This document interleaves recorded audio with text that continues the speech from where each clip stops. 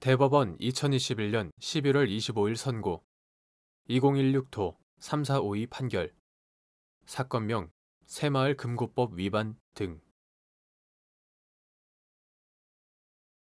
1.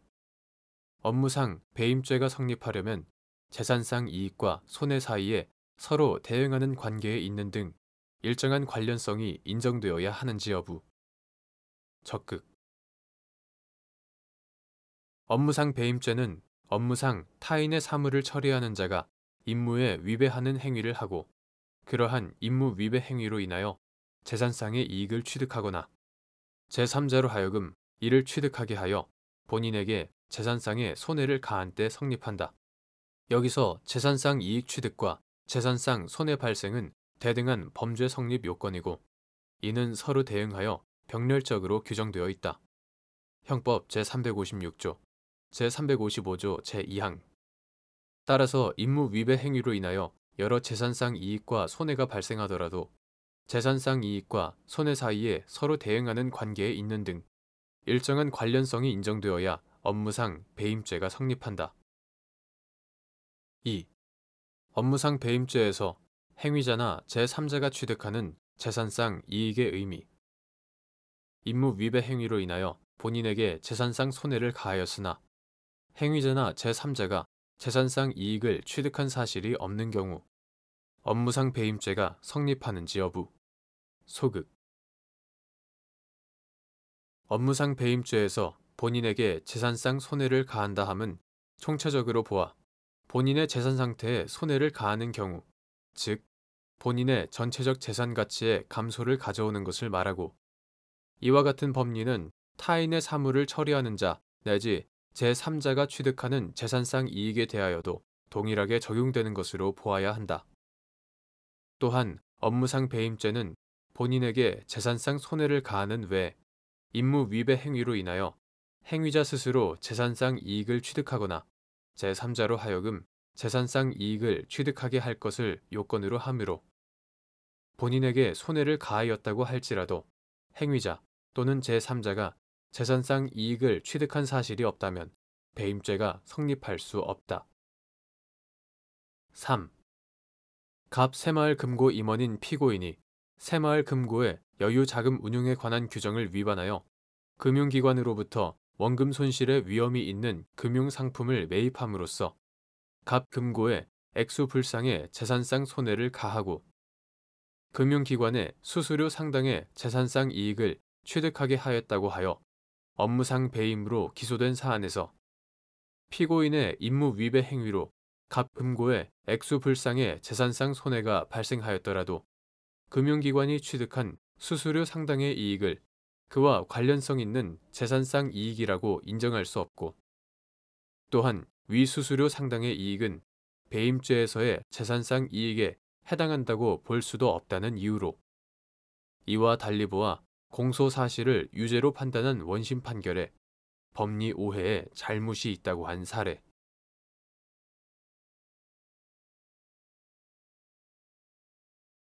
대법원 2021년 11월 25일 선고 2017도 641 판결 사건명 대부업 등의 등록 및 금융 이용자 보호에 관한 법률 위반 등 9. 대부업 등의 등록 및 금융 이용자 보호에 관한 법률 제2조 제2호에서 말하는 대부 중개의 의미 및 이자율 등 대부 조건이 확정되지 않은 상태에서 금전의 대부를 주선하는 행위도 대부 중개의 범위에 포함될 수 있는지 여부. 적극. 어떠한 행위가 대부 중개에 해당하는지 판단하는 기준 및 대부 중개업 등록을 하지 않은 자가 대부의 거래 당사자에게 제공한 용역이 대부 중개에 해당하는지 판단할 때 고려해야 할 사항. 9. 대부업 등의 등록 및 금융 이용자 보호에 관한 법률 2015년 7월 24일 법률 제134455호로 개정되기 전의 것. 이하 대부업법이라 한다. 대부업법은 대부업에 관하여 금전의 대부, 어음 할인, 양도 담보, 그 밖에 이와 비슷한 방법을 통한 금전의 교부를 포함한다. 금전의 대부를 업으로 하거나 등록한 대부업자 또는 여신금융기관으로부터 대부 계약에 따른 채권을 양도받아 이를 추심하는 것을 업으로 하는 것이라고 정의하고 제2조 제1호 대부 중개업에 관하여 대부 중개를 업으로 하는 것이라고 정의하고 있으나 제2조 제2호 대부 중개 자체에 관해서는 그 의미를 정의하거나 그 범위를 제한하는 규정을 두고 있지 않다. 위와 같은 대부업법 규정과 제3자로서 두 당사자 사이에 서서 이를 주선하는 것이라는 중개의 사전적 의미 등을 고려하면 대부업법 제2조 제2호에서 말하는 대부중개는 거래 당사자 사이에서 금전의 대부를 주선, 알선이라고도 한다. 알선하는 행위를 뜻하고 금전의 대부를 주선하는 행위에 해당하는 이상, 이자율 등 대부 조건이 확정되지 않은 상태에서 한 행위도 대부 중개의 범위에 포함될 수 있다고 봄이 타당하다. 어떠한 행위가 대부 중개에 해당하는지는 행위자의 주관적 의사에 따라 결정할 것이 아니라 객관적으로 보아 그 행위가 사회 통념상 금전의 대부를 주선하는 행위라고 인정되는지에 따라 결정해야 한다. 한편 대부업법은 대부 중개업을 하려는 자에게 영업소별로 해당 영업소를 관할하는 시, 도지사에게 등록할 의무를 부과하고 이를 위반한 자를 처벌하도록 하며 제3조 제1항, 제19조 제1항 제1호 미등록 대부중개업자 등으로 하여금 대부중개와 관련한 대가, 즉 중개수수료를 대부를 받는 거래 상대방으로부터 받지 못하게 하고 이러한 제한을 위반한 자를 처벌하도록 하고 있다. 제11조의 2 제2항, 제19조 제2항 제6호 위와 같은 대부업법 규정에 따르면 대부중개업에 등록을 하지 않은 자가 대부의 거래 당사자에게 어떠한 용역을 제공한 경우 그 용역이 대부업법에서 정한 대부중개에 해당하는지에 따라 해당 용역의 제공과 그 용역에 대한 대가 수수가 처벌 대상이 되는지 여부가 결정된다.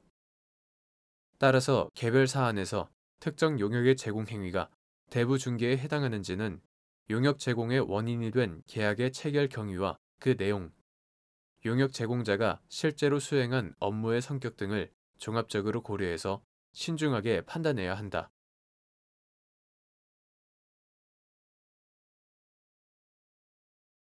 대법원 2021년 11월 25일 선고 2018도 1346 판결 사건명 강요 1. 강요죄에서 폭행의 의미 및 사람에 대한 간접적인 유형력의 행사를 강요죄의 폭행으로 평가하기 위하여 고려해야 할 사항. 강요죄는 폭행 또는 협박으로 사람의 권리 행사를 방해하거나 의무 없는 일을 하게 하는 범죄이다. 형법 제324조 제1항. 여기에서 폭행은 사람에 대한 직접적인 유형력의 행사뿐만 아니라 간접적인 유형력의 행사도 포함하며 반드시 사람의 신체에 대한 것에 한정되지 않는다.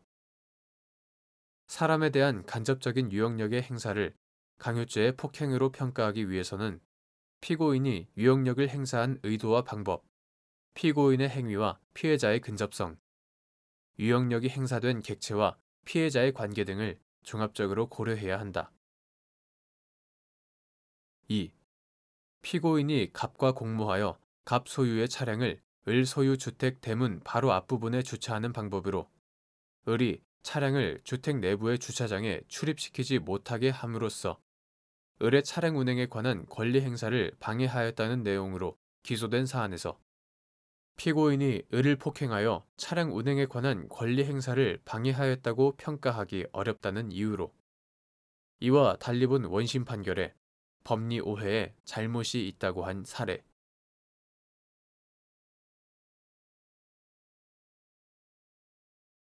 대법원 2021년 11월 25일 선고 2021도 2486 판결 사건명 공무상 비밀누설 공무상 비밀누설죄에서 법령에 의한 직무상 비밀 및 누설의 의미 공무상 비밀누설죄의 보호법익 공무원이 직무상 알게 된 비밀을 그 직무와의 관련성 혹은 필요성에 기하여 해당 직무의 집행과 관련 있는 다른 공무원에게 직무집행의 일환으로 전달한 행위가 비밀의 누설에 해당하는지 여부. 원칙적 소극. 형법 제127조는 공무원 또는 공무원이었던 자가 법령에 의한 직무상 비밀을 누설하는 것을 구성 요건으로 하고 있는데, 여기서 법령에 의한 직무상 비밀이란 반드시 법령에 의하여 비밀로 규정되었거나 비밀로 분류 명시된 사항에 한하지 아니하고 정치, 군사, 외교, 경제, 사회적 필요에 따라 비밀로 된 사항은 물론 정부나 공무소 또는 국민이 객관적, 일반적인 입장에서 외부에 알려지지 않는 것에 상당한 이익이 있는 사항도 포함하나 실질적으로 그것을 비밀로서 보호할 가치가 있다고 인정할 수 있는 것이어야 한다. 그리고 누설이란 비밀을 아직 모르는 다른 사람에게 임의로 알려주는 행위를 의미한다. 한편 공무상 비밀 누설죄는 공무상 비밀 그 자체를 보호하는 것이 아니라 공무원의 비밀 엄수 의무의 침해에 의하여 위험하게 되는 이익, 즉 비밀 누설에 의하여 위협받는 국가의 기능을 보호하기 위한 것이다. 그러므로 공무원이 직무상 알게 된 비밀을 그 직무와의 관련성 혹은 필요성에 기하여 해당 직무의 집행과 관련 있는 다른 공무원에게 직무 집행의 일환으로 전달한 경우에는 관련 각 공무원의 지위 및 관계, 직무 집행의 목적과 경위, 비밀의 내용과 전달 경위 등 재반 사정에 비추어 비밀을 전달받은 공무원이 이를 그 직무 집행과 무관하게 제3자에게 누설할 것으로 예상되는 등 국가 기능에 위험이 발생하리라고 볼 만한 특별한 사정이 인정되지 않는 한 위와 같은 행위가 비밀의 누설에 해당한다고 볼 수 없다.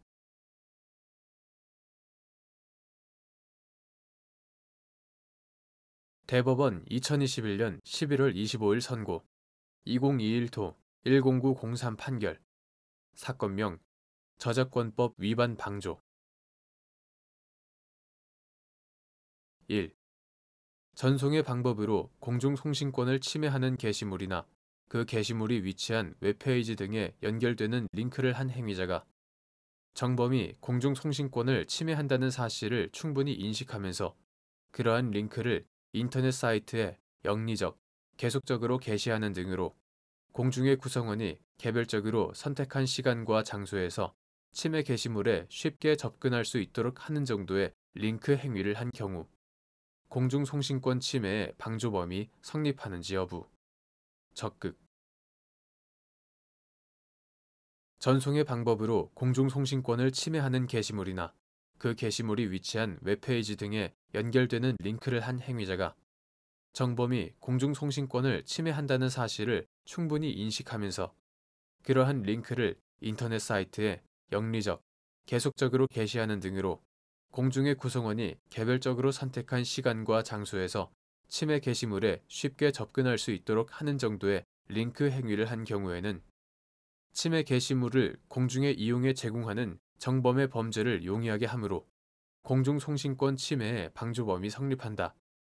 이러한 링크 행위는 정범의 범죄 행위가 종료되기 전 단계에서 침해 게시물을 공중에 이용해 제공하는 정범의 범죄 실현과 밀접한 관련이 있고 그 구성 요건적 결과 발생의 기회를 현실적으로 증대함으로써 정범의 실행 행위를 용이하게 하고 공중송신권이라는 법익의 침해를 강화, 증대하였다고 평가할 수 있다.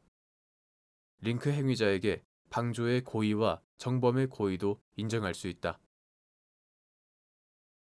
2. 법률의 착오에 관한 형법 제16조의 취지 및 이때 정당한 이유가 있는지 판단하는 기준. 형법 제16조는 법률의 착오라는 제목으로 자기가 한 행위가 법령에 따라 죄가 되지 않는 것으로 오인한 행위는 그 오인에 정당한 이유가 있는 때에 한하여 벌하지 않는다고 정하고 있다.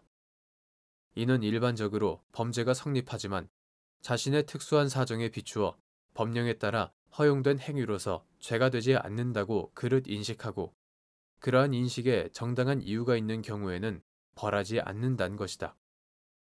이때 정당한 이유는 행위자에게 자기 행위의 위법 가능성에 대해 심사숙고하거나 조회할 수 있는 계기가 있어 자신의 지적 능력을 다하여 이를 회피하기 위한 진지한 노력을 다하였더라면 스스로의 행위에 대하여 위법성을 인식할 수 있는 가능성이 있었는데도 이를 다하지 못한 결과 자기 행위의 위법성을 인식하지 못한 것인지 여부에 따라 판단해야 한다. 이러한 위법성의 인식에 필요한 노력의 정도는 구체적인 행위 정황과 행위자 개인의 인식 능력, 그리고 행위자가 속한 사회 집단에 따라 달리 평가하여야 한다. 3. 법률 위반 행위 중간에 일시적으로 판례에 따라 그 행위가 처벌 대상이 되지 않는 것으로 해석된 적이 있었다는 사정만으로 자신의 행위가 처벌되지 않는 것으로 믿은 데에 정당한 이유가 있다고 할 수 있는지 여부. 소극. 법률 위반 행위 중간에 일시적으로 판례에 따라 그 행위가 처벌 대상이 되지 않는 것으로 해석되었던 적이 있었다고 하더라도 그것만으로 자신의 행위가 처벌되지 않는 것으로 믿은 데에 정당한 이유가 있다고 할 수 없다.